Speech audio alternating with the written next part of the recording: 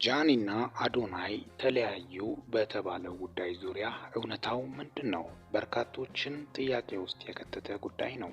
የጃኒና የአዶናይ በተለይ በኢትዮጵያ ታዋቂ ቲክቶከሮች መካከል እነሱም በዋናነት ይጠቀሳሉ። ታዲያ የሁለታቸው ፍቅር በጣም በርካቶችን ያነጋገረና ያስደመመ እንዲሁም በርካቶች ደግሞ የወደደበት ነበር።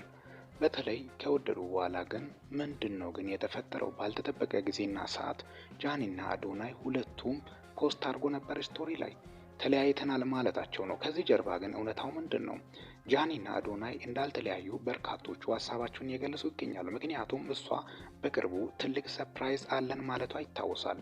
ደግሞም በአዶናይና በጃኒ መካከል ጥልቅ ፍቅር እንዳለም ከአስተያየት ሁለቱም ሲተያዩ በተደጋጋሚ ሁኔታዎችም ይስተዋላሉ። ስለዚህ ፕራንክ ሊሆን እንደሚችል ነው። በቅርቡ ምናልባት በሽምግልና ፕሮግራም ሰርፕራይዝ እንደሚያደርግ ወይም በቀለበት ፕሮግራም ሰርፕራይዝ እንደሚያደርግ ጥርጥር እንደሌለ በርካቶቹ ሀሳባቸውን እያስቀመጡ ይገኛሉ። የእናንተስ ሀሳብ ምን ይሆን?